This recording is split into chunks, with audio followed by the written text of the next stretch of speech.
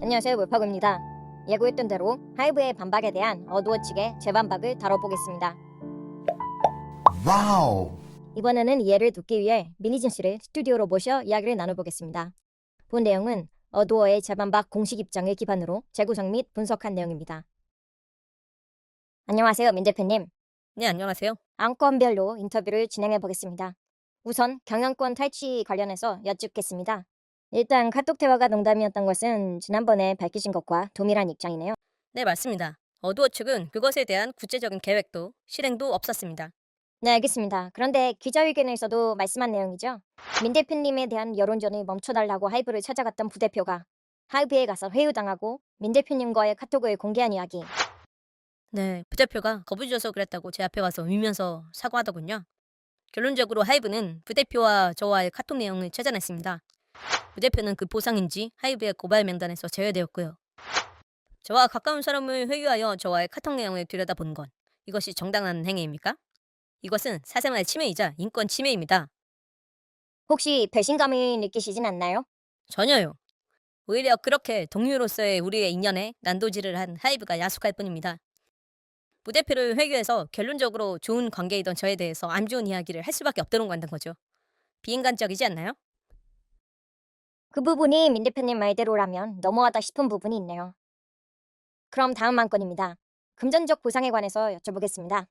일단 영업이익 335억 원에 대하여 20억의 인센티브를 받으셨네요. 맞습니다. 제가 보니까 어두워 직원이 약 40명 정도 되는 걸로 알고 있습니다. 물론 민 대표님의 개인 역량이 매우 크겠지만 전체 영업이익의 6%를 인센티브로 받는다. 제가 보기엔 이게 적어 보이진 않거든요. 금액의 문제가 아니라 인센티브 산정 기준이 명확하지 않고 그 과정에 대한 설명이 부족했습니다. 저는 설명을 요구했을 뿐인데 마치 제가 금전적인 욕망이 강해서 그런 것처럼 거짓 프레임을 씌우고 있어요. 글쎄요, 다들 그런 식으로 말을 할 수는 있겠지만 일반적으로는 그런 기준이나 설명을 언제 찾냐 하면 보통 내 생각보다 돈이 덜 들어왔을 때 찾거든요. 내 생각보다 많이 주면 뭐 과정이 어떤지 저는 안 궁금할 것 같아요. 기자회견에서 말씀드린 것처럼 이미 돈을 벌 만큼 벌었습니다. 저는 어떤 일을 하든지 철두철미한 것을 좋아해서 그런 과정에서 좀 더 투명성이 보장되기를 원했던 겁니다. 알겠습니다. 다음은 계약건에 대해서 한번 여쭤보겠습니다. 결론적으로 주식을 보유한 상태에서는 경업에 종사할 수 없다는 점이 문제가 되고 있는데 일단 하이브에서는 이 점에 대해서 해석상의 문제가 있어서 12월에 수정 내용을 보냈다고 얘기했어요. 사실관계를 바로잡아야 할 것 같네요.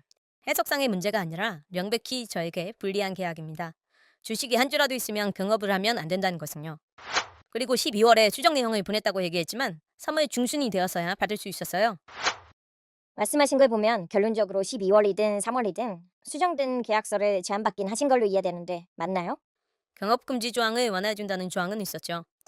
8년 동안 의무재직하고 퇴직 9년간 경업금지, 그리고 풋옵션은 그 기간에 맞춰 단계별로 나누어 행사할 것을 제안받았습니다. 하이브에선 여기에 대해서 민 대표님이 거절했다고 했는데 여기에 대해 거절하신 건 맞나요? 아닙니다. 해당 계약이 진행되던 중 알릿 퓨저의 내부 고발부터 지금까지 이르게 돼서 제가 거절하거나 받아들인 것도 아니죠. 그저 진행 중이었던 겁니다. 아직 진행 단계였군요. 알겠습니다. 그런데 여기 하이브 측에서 풋옵션과 관련해서 했던 이야기도 있어요. 당초 하이브에서 민 대표님께 10%를 먼저 제공하고 5%의 특별 상여, 그리고 성과에 따라 5%를 추가 지급했다고 되어 있는데요.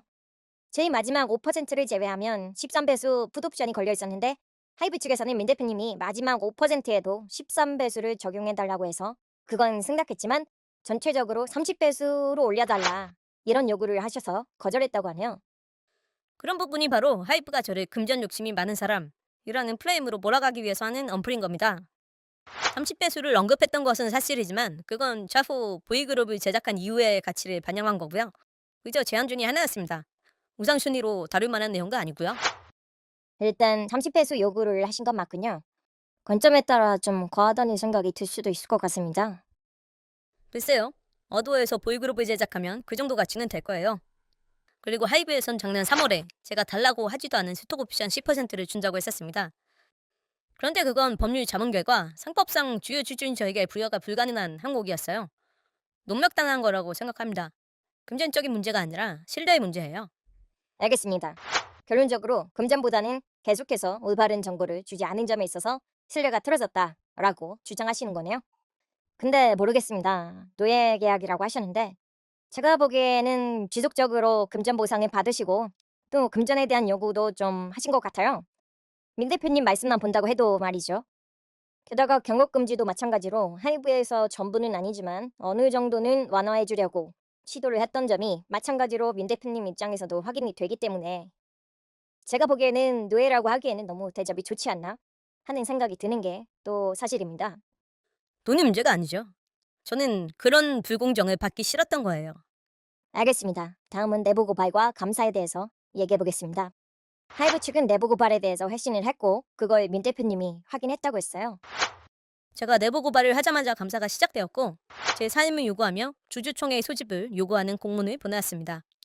또 몇 시간 후에는 감사권을 발동했다는 뉴스가 났고 그 이후 지속적으로 저에 대한 인신공격성 기사들이 이어집니다. 저는 이게 내부 고발의 답변이라고 생각되네요. 그리고 노트북을 반납하는 즉시 새로운 노트북을 줬다고 하는데 새로운 노트북을 받으면 뭐 하나요? 지금까지 일했던 자료들은 적어도 백업을 해야죠. 그런 시간도 없이 압수해서 업무에 지장이 생기고 있습니다. 결론적으로 내부 고발을 하자마자 보복에 가까운 행동으로 답을 보여줬다. 알겠습니다. 무당에 대해서는 어떤가요? 하이브에선 경영 이슈에 대해서 무당의 제안을 바탕으로 의사결정했다고 했는데요. 말도 안 되는 얘기입니다. 친구가 무당이에요. 뭐 이것저것 물어보고 싶은 생각 안 드십니까? 저도 미신을 맹신하진 않지만 그래도 이것저것 물어보고는 싶죠. 저도 그냥 물어본 거예요. 어두어가 단디간 이렇게 성공한 것은 저희의 합리적인 의사결정이 바탕이 되어 있는 겁니다. 무당의 말대로만 해서 성공할 거면 저희가 이렇게 열심히 일할 필요가 없죠. 알겠습니다. 이제 뉴진스에 대한 얘기를 해보죠. 일단 데뷔부터 볼까요? 하이브에서는 뉴진스를 민 대표님이 자신의 회사에서 데뷔시키는 것을 원해서 소스뮤직의 반대를 무릅쓰고 어두어에서 진행하게 됐고 그래서 데뷔가 지연됐다 이렇게 말을 했어요. 제 말은 이런 거예요. 일단 저도 그렇고 뉴진스 멤버들 모두 하이브의 첫 번째 걸그룹으로 약속을 받고 들어왔습니다. 그런데 여기서 저희가 조금의 준비 과정이 필요하다 했다고 바로 다른 그룹을 앞질러내는 건 무슨 경우인가요? 물론 당초에 약속이 깨진 것은 유감이죠. 근데 제가 뭐 업계에 대해서 잘 아는 것은 아니지만 데뷔를 약속받고 기획사 들어갔다가 데뷔 못하는 경우도 수두룩하다고 알고 있거든요. 순번이 늦은 것에 대해서 서운한 마음이 드는 거야 당연하겠지만 그 부분을 문제 삼을 것까지는 없지 않나 싶은 생각이 듭니다. 제가 먼저 문제 삼은 적은 없어요. 저를 마녀로 몰아가고 있는 상황에서 제가 당한 것을 표현하다 보니 말하게 된 겁니다. 아 그렇게 된 거라면 이해가 되네요. 다음으로 사쿠라 씨에 대해서 하이브에서는 르세라핌, 뉴진스 두 그룹의 멤버 구성 유출을 막기 위해서 혼선을 주었다고 했어요. 이해가 안 되는 거예요. 사쿠라 씨가 소스뮤직에 합류하든 르세라핌과는 연관이 있어도 그걸로 인해 뉴진스의 멤버 구성이 유출된다는 건 무슨 말이죠? 그건 저도 이해가 안 가긴 하더군요. 홍보 일정은 어떻게 된 거죠? 하이브에서는 서로 홍보 기간을 설정했다라고 했는데 그런 점에서 저희와 협의한 내용은 없습니다. 일방적인 거였죠. 알겠습니다. 그 부분도 역시 서운한 점이 있긴 하셨겠네요. 하지만 하이브에서도 이런 얘기를 했어요. 우리가 뉴진스를 아끼지 않는 것은 사실과 다르다. 그리고 결론적으로 뉴진스의 컴백을 앞둔 4월에 회사를 공격한 것은 민 대표님이다. 어떻게 생각하십니까? 글쎄요, 이 사단이 왜 났나요? 제가 내부 고발을 해서 났나요? 아니면 하이브가 저를 감사하면서 그 내용을 지속적으로 언론에 표지해서 났나요? 그걸 생각해 보시면 답을 아실 것 같습니다. 알겠습니다. 끝으로 한 가지만 더 여쭤보겠습니다. 하이브에서는 민 대표님이 뉴진스의 계약 해지 권한을 요구했었다고 해요. 제가 쭉 보니까 하이브의 논리를 종합적으로 정리하면 민 대표님이 경영 탈취를 이루기 위해서 경업 방지를 풀고 풋옵션을 행사할 수 있게 되면 가능한 많은 자금을 확보할 수 있도록 풋옵션 배수를 상향 요청하고 풋옵션 행사로 자금을 확보하면 뉴진스를 계약 해지해서 주가가 떨어진 어두어를 이후에 다수 해외 국부 펀드 투자자를 확보해 매입하거나 아니면 뉴진스와 새롭게 기업을 설립한다. 이게 결론적으로 민 대표님의 모의 계획이라고 생각하는 것 같습니다. 여러 가지를 복합적으로 엮어서 소설을 쓰는 거죠. 하지만 제 입장에서는 경업 방지나 풋옵션에 대한 건 앞서 말씀드린 것과 같이 저 한 사람의 개인으로서 회사와 맺고 있는 부당한 계약을 정정해달라는 요구입니다. 그리고 뉴진스 계약해지요? 말도 안 되는 소리네요, 정말.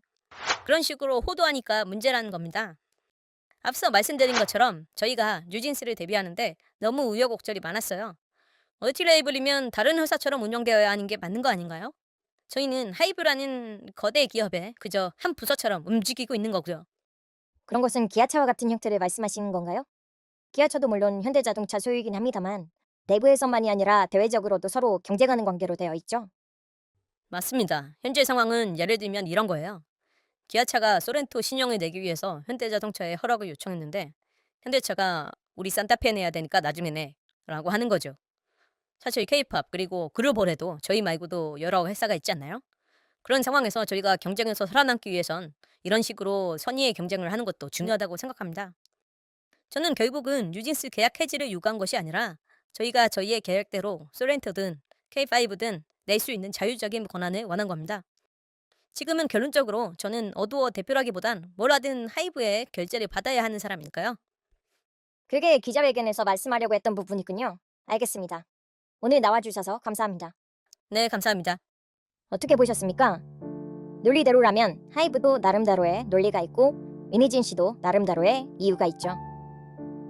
우선 하이브 측은 앞서 말한 것처럼 풋옵션 배수 상향 및 판매 권한, 경업 금지 해제, 그리고 아티스트의 계약 체결 및 해지 권한을 요구하는 미니진 씨가 카톡에 나와 있는 대로 풋옵션을 행사하여 자금을 마련하고 뉴진스의 계약을 해지하는 방법으로 어두어를 빈 껍데기로 만들어 경영을 탈취하려고 한다고 생각한 것 같습니다.